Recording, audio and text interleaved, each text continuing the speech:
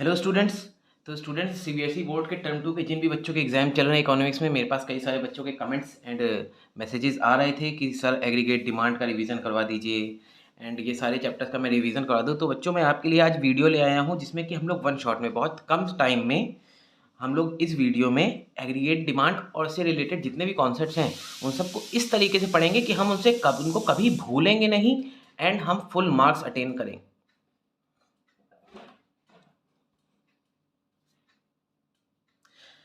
तो बच्चों CBSE board के टर्म 2 के इकोनॉमिक्स एग्जाम होने वाले हैं एंड जिन भी बच्चों के पेपर होने वाले हैं उन सभी बच्चों के मेरे पास कमेंट्स और मैसेजेस आ रहे थे कई सारे बच्चों के कि मैं एग्रीगेट डिमांड, एग्रीगेट सप्लाई और रिलेटेड कॉन्सेप्ट्स का रिवीजन करवा दूं और नेशनल इनकम का रिवीजन करवा दूं, इक्विलिब्रियम आउटपुट का रिवीजन करवा दूं। ये सब जितने भी प्रैक्टिकल चैप्टर्स हैं जिसमें कि ग्राफ वगैरह में बच्चों को उनमें कन्फ्यूजन हो रहा है।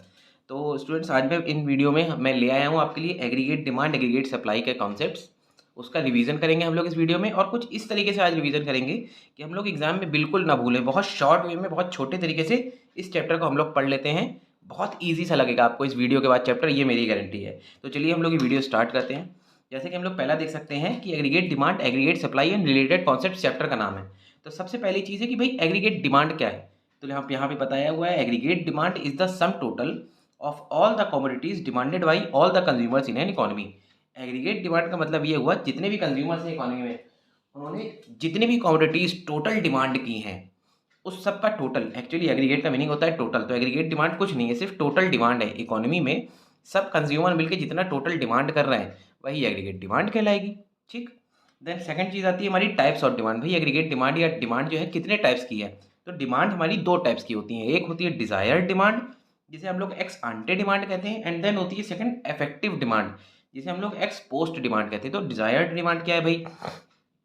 डिज़ायर्ड डिमांड स्टूडेंट्स है हमारी वो demand sum total of all the communities that the consumers want to buy. इसमें हमारा देखने की चीज़ ये है कि इसमें वो सारी कम्युनिटीज आती हैं that consumers want to buy. ठीक। जितनी क्वांटिटीज कंज्यूमर्स खरीदना चाहते हैं उस सब का अगर हम टोटल करें तो मेरी डिज़ायर्ड डिमांड आ जाएगी। ठीक। इसके बाद आता है हमारा इफेक्टिव डिमांड। इफेक्टिव डिमांड क्या है हमारी।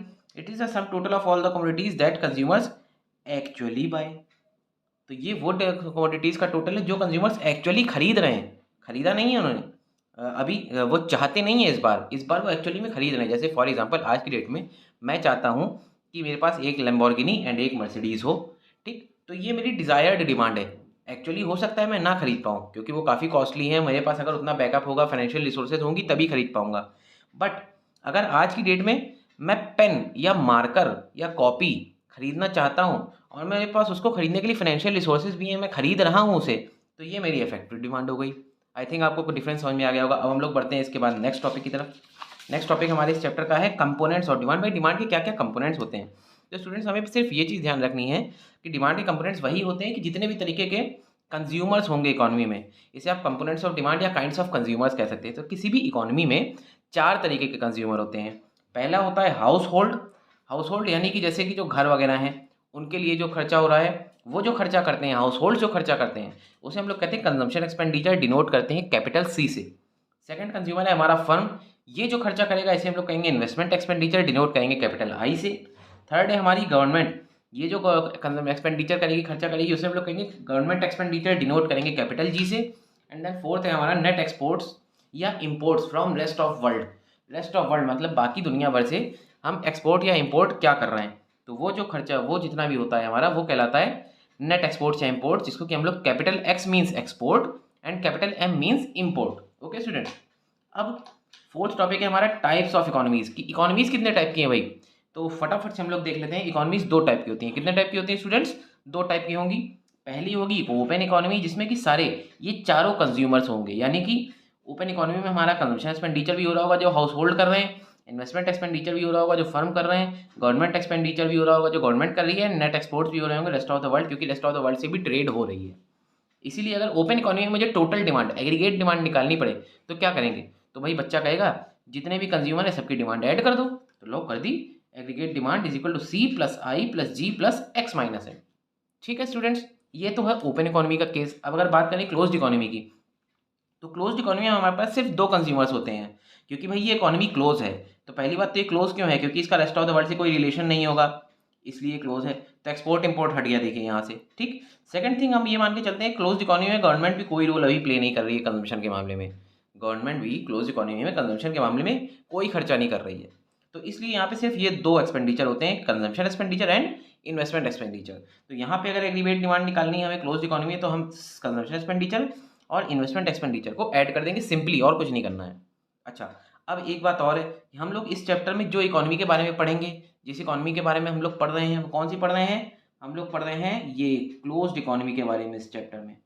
ओके स्टूडेंट्स, ये चीज़ आपको बिल्कुल ध्यान रखनी है कि हम लोग इस पूरे चैप्टर में जिस इकोनॉमी के बारे में समझेंगे कॉन्सेप्ट, वो है हमारी क्लोज्ड इकोनॉमी, ना कि ओपन इकोनॉमी। चलिए अब हम लोग अपने नेक्स्ट टॉपिक की तरफ बढ़ते हैं। तो हमारा जो नेक्स्ट टॉपिक है वो है हमारा कंजम्पशन। भाई कंजम्पशन क्या होता है, सब बच्चों को मालूम है कंजम्पशन क्या होता है, लेकिन बात ये इकोनॉमिक्स में क्या लिख के आएंगे, तो इकोनॉमिक्स में हम लोग लिखेंगे the part of income which is spent is called consumption. हमारी इनकम का वो पार्ट जो खर्च हो जाएगा वो कंजम्पशन कहलाएगा, ठीक। अब कंजम्पशन कितने टाइप के हैं भाई, तो कंजम्पशन होते हैं दो टाइप के, एक होता है हमारा ऑटोनोमस कंजम्पशन, सेकंड है हमारा इंड्यूस्ड कंजम्पशन। अब ऑटोनोमस कंजम्पशन क्या है, the consumption at zero level of income is called autonomous consumption, और इसको हम लोग डिनोट करते हैं कैपिटल सी बार से। ओके, ऑटोनोमस कंजम्पशन को हम लोग डिनोट करते हैं कैपिटल सी बार से। अब मैं बताता हूँ आपको ऑटोनोमस कंजम्पशन क्या है। देखिए ऑटोनोमस कंजम्पशन क्या होता है, जीरो लेवल ऑफ इनकम पे, जीरो लेवल ऑफ इनकम पे जो कंजम्पशन हमारा हो रहा है, मतलब जब मेरी इनकम जीरो रही होगी, जैसे फॉर एग्जांपल कोई भी स्टूडेंट ले लें जो नर्सरी में है या 8th में है या 9th में है, वो एक्चुअली में कुछ इनकम अर्न नहीं कर रहा होगा, ठीक। जैसे आप ही लोग अपना केस ले लें, तो आप में से हो सकता है कुछ बच्चे कुछ कर रहे होंगे इनकम अर्न करने के लिए, लेकिन मोस्टली बच्चा अपनी पढ़ाई में डेडिकेटेड होगा।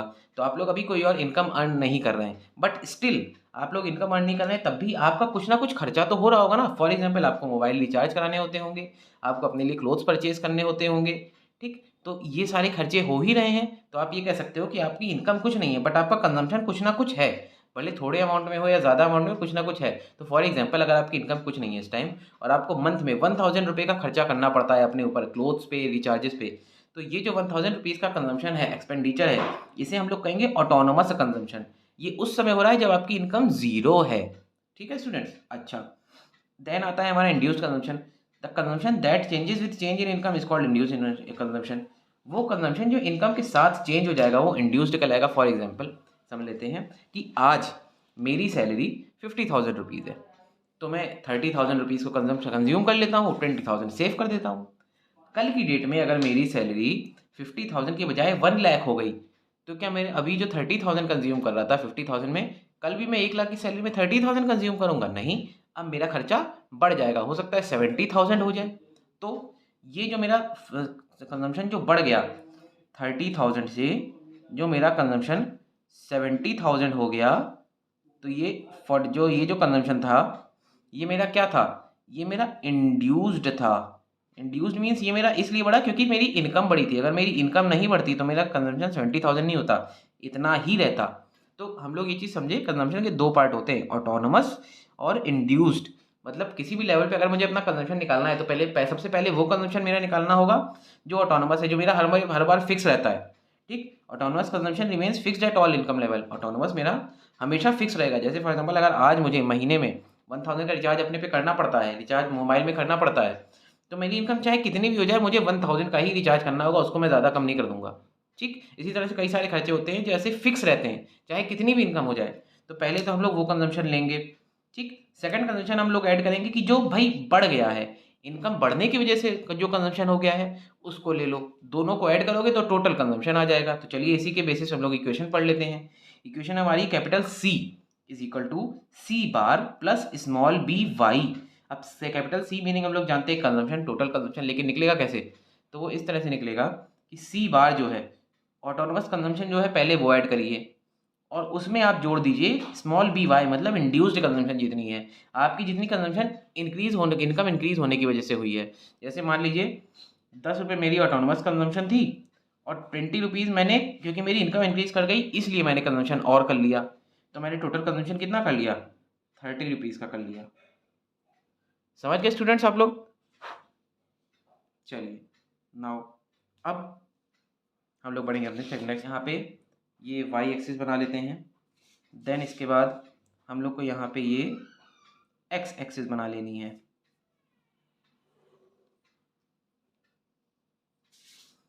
ये x हो गई, ये y हो गई स्टूडेंट्स। ठीक, ये जो एक्सिस है इस पे हमारी रहेगी इनकम और इस एक्सिस पे हमारा रहेगा कंजम्पशन। चलिए अब हमको क्या करना है, देखिए सबसे पहली चीज़ हमें ध्यान रखनी है, हमेशा हमेशा हमें एक चीज़ ध्यान रखनी है कि हमारा जो इनकम रहेगी, इनकम वो ये 0 पॉइंट है, हमारा 0 है, तो इससे स्टार्ट होगी जीरो। इनकम हमेशा 0 से स्टार्ट होती है, तो इनकम हमेशा हमारी 0 से स्टार्ट होगी एंड ये हमेशा 45 डिग्री एंगल पे कॉन्स्टेंटली ऊपर बढ़ जाएगी। कितने पे? 45 डिग्री एंगल से कॉन्स्टेंटली हमारी राइज कर जाएगी। तो मैं इनकम को इस तरह से डिनोट कर दूंगा, दिखा दूंगा। ये मैंने भाई इनकम दिखा दी अपनी स्टूडेंट्स। ठीक, और ये जो एंगल है ये कितना है? 45 डिग्री।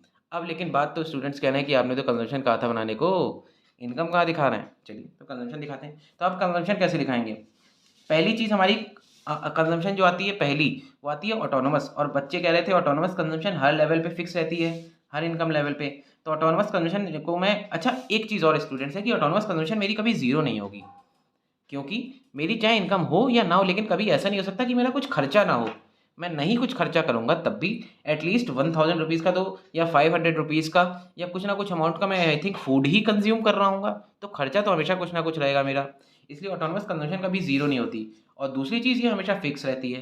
तो अगर इस बेसिस पे चलूँ तो मान लीजिए यहाँ से मेरी इतनी ऑटोनोमस कंजम्पशन है, और जो कि ये स्ट्रेट जाएगी बिल्कुल एक्स एक्सिस के, क्योंकि हमेशा फिक्स रहती है। तो ये मैंने दिखा दी ऑटोनोमस कंजम्पशन बना के सी बार, सिंपल। अब जितनी ऑटोनोमस कंजम्पशन होती है इसके जस्ट ऊपर से हमारी जाएगी ये, क्या कहते हैं हमारा ये इन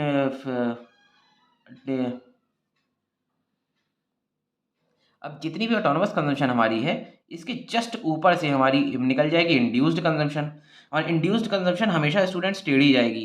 ठीक, ये आपको ध्यान रखना है। इंड्यूस्ड कंजम्पशन हमारी हमेशा ऊपर की तरफ राइज करती जाएगी, क्योंकि जैसे जैसे इनकम बढ़ती जाएगी मेरी इंड्यूस्ड कंजम्पशन भी बढ़ती जाएगी। ठीक, तो ये हो गया मेरा सी कर्व। अब ये वाली जो कंजम्पशन है इसको मैं कह सकता हूँ स्मॉल बी वाई है ये मेरी, या स्मॉल बी वाई, हाँ, और या फिर मैं इसको कह सकता हूँ ये मेरी टोटल कंजम्पशन है। ठीक है स्टूडेंट्स, तो ये हमारा बन गया सिंपल सी कर्व। क्या क्या बनाया मैंने भाई? पहले मैंने इनकम बनाई 45 डिग्री एंगल पे, फिर मैंने क्या किया, ऑटोनोमस कंजम्पशन बना दी सी बार करके, जो कि हमेशा फिक्स्ड रहती है। और फिर मैंने इंड्यूस्ड कंजम्पशन बना दी, या जिसको मैं कह सकता हूँ टोटल कंजम्पशन की ये लाइन आ गई। ठीक, अब एक पॉइंट आ रहा है जिसको कि मैं कह सकता हूँ पॉइंट ओ, जहाँ पे इनकम, मेरा कंजम्पशन और इनकम इक्वल हो गया। तो आप बताइए, जहाँ पे कंजम्पशन और इनकम इक्वल हो जाए वहाँ पे पहले तो उस पॉइंट पे सेविंग कितनी हो पाएगी? जैसे फॉर एग्जांपल मेरी इनकम है 1000 रुपीज़ की और कंजम्पशन भी हो गया 1000 का, सेविंग कितनी हुई? जीरो हुई। मतलब ये जीरो लेवल ऑफ सेविंग है, पहली चीज़। दूसरा पॉइंट क्या ध्यान रखना है, इस पॉइंट को कुछ कहते होंगे भाई इकोनॉमिक्स में, तो हर चीज़ को नाम दिया है, तो इसको नाम दिया गया है ब्रेक इवन पॉइंट। ठीक है स्टूडेंट्स, बस सी कर्व बन गया भाई।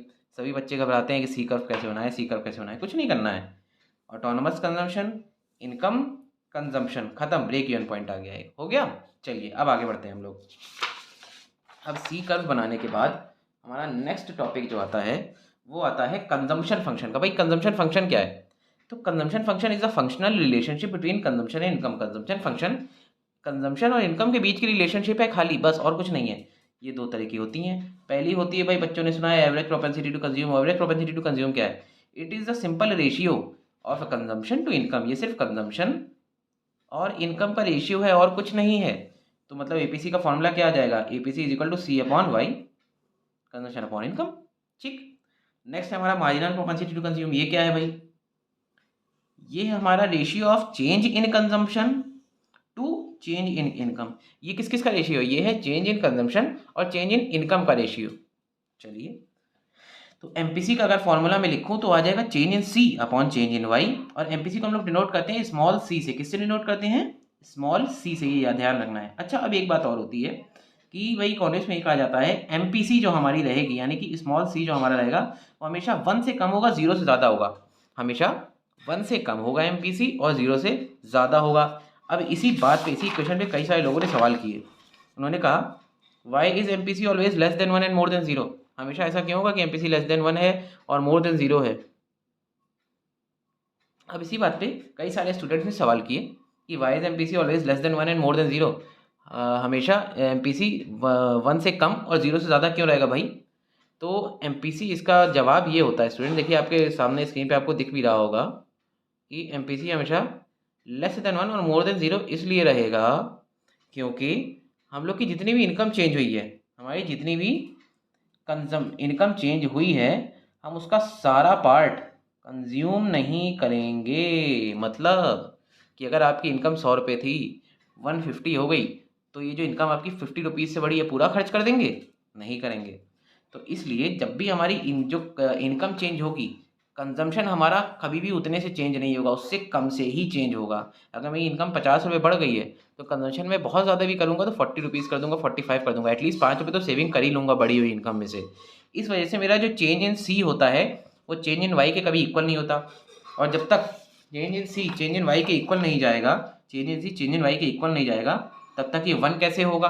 सेकेंड थिंग, मेरा चेंज इन सी कभी 0 भी नहीं हो सकता। मैं ये जानता हूँ कि अगर मेरी इनकम बढ़ी है तो कंजम्पशन भी कुछ ना कुछ बढ़ेगा ज़रूर, इस वजह से ये 0 भी नहीं होता कभी। ठीक, चलिए अब बात आती है AD curve, aggregate demand curve भाई कैसे बनाएंगे? तो हमको सबसे पहले ये ध्यान रखना है एग्रीगेट डिमांड कर्व बनाने से पहले एग्रीगेट डिमांड में कौन कौन से कंपोनेंट होते हैं। एग्रीगेट डिमांड का फॉर्मूला था C + I, consumption plus investment. चलिए अब बनाते हैं हम लोग ग्राफ। तो भाई जो ग्राफ बनाएंगे पहले वही सिंपल एक्स एक्सिस। अब क्या करना है, सबसे पहले तो मैं इनकम ही बनाऊंगा भाई। तो इनकम जब मैं बनाऊंगा तो ये मेरी आ गई इनकम, इनकम का ये ग्राफ आ गया, इनकम का कर्व आ गया। देन और ये हम लोग जानते हैं 45 डिग्री पे होगा। इसके बाद क्या करेंगे भाई, कंजम्पशन बनाएंगे। तो पहले मैं इन्वेस्टमेंट बना देता हूँ। अच्छा, इन्वेस्टमेंट स्टूडेंट देखिए हर पॉइंट पे, हर लेवल ऑफ इनकम पे फिक्स रहती है, इन्वेस्टमेंट हमेशा फिक्स रहती है। तो ये मैंने इन्वेस्टमेंट बना दी, फिक्स है। इसके ऊपर कहीं से अगर मैं देखूँ तो मेरी ऑटोनोमस कंजम्पशन भी शायद आ ही रही होगी। अगर मैं इसके ऊपर देखूँ स्टूडेंट्स तो मेरी ऑटोनोमस कंजम्पशन भी कहीं ना कहीं आएगी। तो चलिए मैं ये ऑटोनोमस कंजम्पशन बना देता हूँ। और ऑटोनोमस कंजम्पशन से जस्ट ऊपर हमारी जानते हैं हम लोग अपवर्ड राइज करती हुई हमारी निकल जाती है कंजम्पशन। तो ये हमारा बन गया कंजम्पशन, सिंपल है। चलिए अब अगर हम लोग ध्यान से इसको समझें तो ये है कंजम्पशन, ये है हमारी इन्वेस्टमेंट। अब अगर मुझे टोटल डिमांड निकालनी है, क्या निकालनी है, टोटल डिमांड, तो मैं क्या करूँगा, टोटल डिमांड निकालने के लिए बच्चे कहेंगे C और I को ऐड करो ना। तो भाई I है मेरा, लेट्स सपोज ये जो मेरा है मार्क ये 10 है एंड ये दिस मार्क इज 20। तो अगर मैं अब एग्रीगेट डिमांड निकालूं तो 10 + 20 यानी कि C + I करना है ना, तो 10 + 20 यानी कि 30 आ जाएगा, जो कि मैं कह सकता हूँ यहाँ पे कहीं आ जाएगा। तो अब ये मेरा AD जो आएगा, यहाँ से मेरा AD का स्लोप आ जाएगा, सिंपल। चलिए ये देखिए ये आपका बन गया AD का स्लोप। मैं इनकम को और ऊपर बढ़ा देता हूँ।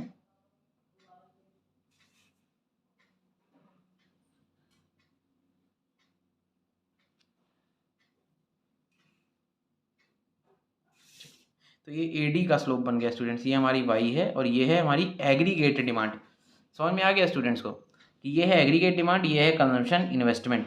कंजम्पशन और इन्वेस्टमेंट को आप ऐड करेंगे तो आपका एग्रीगेट डिमांड आ जाएगा। अच्छा, एग्रीगेट डिमांड जिस पॉइंट पे इनकम के इक्वल होती है, ये हम लोग नेक्स्ट चैप्टर में पढ़ेंगे, नेक्स्ट वीडियो में पढ़ेंगे कि क्या होता है। बस हमको ये चीज़ याद नहीं है कि हमने एग्रीगेट डिमांड का कर्व जब भी बनाना है 2 चीज़ें शो करनी है, क्या क्या, कंजम्पशन और इन्वेस्टमेंट, बस सिंपल। चलिए अब इसी के साथ साथ एक क्वेश्चन आता है कि why does AD remains parallel to C। ये जो AD है ये C के, ये C के पैरेलल क्यों है भैया? तो भाई ये C के पैरेलल क्यों है, ये C के पैरेलल इसलिए है क्योंकि अगर मैं फॉर्मूले पे जाऊँ तो AD का जो फॉर्मूला होता है वो कहता है C + I = AD। मतलब कि अगर AD में से मैं C माइनस कर दूँ, फॉर्मूला मेरा कहता है AD = C + I, यानी कि अगर मैं AD में से C को माइनस कर दूं तो क्या आएगा, I इन्वेस्टमेंट, और इन्वेस्टमेंट मेरा हर लेवल पे कांस्टेंट है, इसलिए AD और C के बीच का जो डिफरेंस होता है ना वो हर लेवल पे कांस्टेंट रहता है। यही इसमें लिखा हुआ है कि because the distance between AD and C denotes I, that is investment, and investment remains constant at each level of income. ठीक, चलिए अब हम लोग आते हैं नेक्स्ट टॉपिक पे, जो कि हमारा सेविंग्स का। सेविंग्स क्या है, that part of income which is not spent is called saving. Income का वो पार्ट जो खर्च नहीं हुआ है सेविंग कहलाएगा। ठीक है, saving is equal to -C bar + 1 - BY। अब देखिए saving, total saving of equation हमारी ये कहती है कि कैपिटल सी बार जो है आपका ऑटोनोमस सेविंग्स, मतलब कि ऑटोनोमस सेविंग्स होती हैं, सी बार हम लोग ने पढ़ा था ऑटोनोमस कंजम्पशन था। अब देखिए अगर आप एक बात बताइए, जीरो लेवल ऑफ इनकम पे आपका खर्चा कंजम्पशन 100 रुपये का है, तो सेविंग कितनी हो रही होगी? बच्चा कहेगा सेविंग तो नहीं हो रही है, सेविंग तो जीरो हो रही है। तो अगर मेरी कंजम्पशन 100 रुपये है और इनकम जीरो है, तो सेविंग कितनी हो रही होगी? सेविंग मेरी हो रही होगी -100। इसको मैं कह सकता हूँ कि डिस सेविंग है। और ये मेरी मिनिमम लेवल ऑफ सेविंग भी हमेशा यही होगा, क्योंकि जीरो लेवल पे मैं जितना खर्चा कर रहा हूँ उतनी ही तो डिस सेविंग होगी। इससे ज़्यादा डिस सेविंग में क्या कर दूंगा? तो हमेशा मेरा मिनिमम लेवल ऑफ सेविंग क्या रहेगा? -100। इसलिए आपको सेविंग में सबसे पहले वो वाली सेविंग निकालनी है जो ऑटोनोमस है, जो आपकी हो ही रही है जीरो लेवल ऑफ इनकम पे। वो आपने निकालनी -C बार प्लस 1 - BY। जितना आप इनकम में से जितना पार्ट आप खर्च कर रहे थे वो था VB, तो जितना पार्ट आप नहीं खर्च करेंगे वो है 1 - B। अब इनकम का वो पार्ट आपको पता चल गया जो आपकी इंड्यूस सेविंग है, दोनों को ऐड करके आपकी सेविंग निकल आई। इसके बाद आता है एस कर्व। भाई एस कर्व कैसे बनाएंगे? तो एस कर्व बनाना भी बहुत ज़्यादा सिंपल है, चलिए बना के देख लेते हैं। ये बनी एक्स एक्सिस, ये हमारी बन गई वाई एक्सिस। इसके बाद हमें क्या करना है भाई? इसके बाद हमें ये करना है कि मैंने भी मिनिमम कंजम्पशन, अगर मेरी मिनिमम कंजम्पशन, पहले तो मैं इनकम बना देता हूँ, या ये एक्चुअली ये जो स्लोप है इसी को इनकम हम लोग मान लेते हैं, ये वाई है, ठीक। ये वाई हो गया हमारा इनकम है।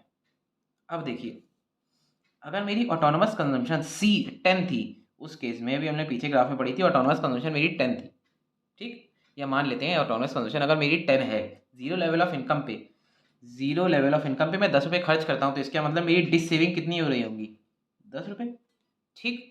और फिर एक आया था ब्रेक इवन पॉइंट, जिस पॉइंट पे हमारी जो सेविंग्स थी वो जो हमारी, हाँ जी, जिस पॉइंट पे, ये देखिए आप, फिर आया ब्रेक इवन पॉइंट। ये अगर मान लीजिए 10 है कंजम्पशन मेरा, तो इससे मैं देखूं कि फिर एक आता है ब्रेक इवन पॉइंट, जहाँ पे हमारी इनकम और कंजम्पशन इक्वल है, मतलब सेविंग जीरो है। तो मुझे 2 पॉइंट का ध्यान रखना है स्टूडेंट्स। क्या क्या? पहला तो मुझे सेविंग स्टार्ट कहाँ से करनी है? -C से, ऑटोनोमस कंजम्पशन से, नेगेटिव में। और उसको मैं इनकम की इक्वल कहाँ पे करूँगा? जहाँ पे ब्रेक इवन पॉइंट है।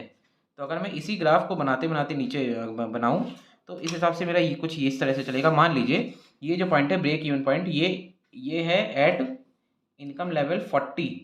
तो यहाँ पे भी मैं इनकम लेवल 40 पे ही अपनी सेविंग को इनकम के बराबर कर दूंगा। तो देखिए इस तरह से बनेगी मेरी सेविंग स्टार्ट यहाँ से हुई -10 से, इसके बाद ये मेरी इनकम के बराबर चली जाएगी 40 लेवल ऑफ इनकम पे, और उसके बाद आगे चली जाएगी। सिंपल हो गया, सेविंग का ग्राफ बन गया भाई स्टूडेंट्स। अब ये जो पोर्शन है ये वाला, इसको मैं कह सकता हूँ यहाँ पे मेरी नेगेटिव सेविंग है, और इसके आगे ये जो हो रही है यहाँ पे मेरी सेविंग ज़्यादा है, इनकम कम है, तो ये पॉजिटिव सेविंग है। कोई दिक्कत हुई स्टूडेंट्स? चलिए ओके। अब क्या भाई, ये बन गया। अब इसके बाद हमें क्या करना है? इसके बाद हमें सिंपल सी एक चीज़ करनी है। ये कहते हैं कि सेविंग फंक्शन क्या होता है? तो सेविंग फंक्शन क्या है? It is a functional relationship between saving and income. Saving और इनकम का फंक्शनल रिलेशनशिप है, ये भी 2 तरीके का होता है। Average propensity to save APS, it is the ratio of saving to income, saving और इनकम का रेशियो, मतलब S/Y। And marginal propensity to save MPS, it is the ratio of change in saving to change in income, मतलब change in S/चेंज इन Y। तो ये 2 फॉर्मूले हो गए हमारे APS एंड MPS के। देन अब हमारा लास्ट टॉपिक आ गया जो कि है डेरिवेशंस। अब क्वेश्चंस में एग्जाम में कई बार ये देखा गया है स्टूडेंट कि क्या आ जाता है कि डेरिवेशन आ जाते हैं, कहते हैं प्रूव दैट APC + APS = 1। तो कैसे करेंगे? बच्चे छोड़ आते हैं, ये इसलिए मैंने लाया है आपका सेक्शन में। तो देखिए इसमें आपको करना क्या है कि C + S = Y होता है, हम जानते हैं, मतलब कंजम्पशन और सेविंग ऐड कर दे तो इनकम आ जाएगी। अब इसी क्वेश्चन को अगर मैं लेकर चलूँ और इसके बोथ साइड्स को Y से डिवाइड कर दूँ, तो ये मेरा आ जाएगा C/Y, S आ जाएगा S/Y एंड Y हो जाएगा Y/Y। अब अगर मैं C/Y को ध्यान करूँ तो ये होता था APC, average propensity to consume, and S/Y होता था APS, Y/Y हो गया 1। तो क्या मेरी APC + APS = 1 प्रूव नहीं हो गई? बिल्कुल हो गई। चलिए अब नेक्स्ट डेरिवेशन आता है एग्जाम में, MPC + MPS = 1 प्रूव करिए। इसमें हम लोग क्या कहेंगे? इसमें कहेंगे भाई change in C + change in S = change in Y होता है। मतलब मेरी इनकम में जितना चेंज हुआ है उतना ही हुआ होगा जितना कि मैंने कंजम्पशन और सेविंग को टोटली चेंज किया है। मतलब अगर मेरी कंजम्पशन जितने से चेंज हुई है और सेविंग जितने से चेंज हुई है, उन दोनों के चेंज को ऐड कर दूं तो चेंज इन इनकम पता चल जाएगा। अब इस इक्वेशन के दोनों साइड्स को हम चेंज इन वाई से डिवाइड कर देंगे, तो ये आ जाएगा change in C upon change in Y, ये आ गया आपका change in S upon change in Y, and ये हो गया change in Y upon change in Y. तो change in C upon change in Y को बच्चे कहते हैं कि MPC बोला जाता है, change in S upon change in Y को एमपीएस बोला जाता है, change in Y upon change in Y Y 1 आ गया, तो ये भी मेरी प्रूव हो गई। तो स्टूडेंट्स इस तरह से आपके डेरिवेशंस आ गए। तो स्टूडेंट्स आई होप कि ये वीडियो आपके लिए बहुत हेल्पफुल रही होगी, और ये सिर्फ एक क्विक रिवीजन के लिए वीडियो है। एंड मैं गारंटी देता हूँ अगर आपने वीडियो पूरी ध्यान से देखी है तो आप एग्जाम में इस चैप्टर से कोई भी चीज़ में कन्फ्यूजन में नहीं रहोगे, पूरे क्वेश्चन सेटअप करके आओगे और फुल मार्क्स आएंगे आपके इस चैप्टर में। चलिए मिलते हैं हम लोग नेक्स्ट वीडियो में, तब तक के लिए thank you and study well.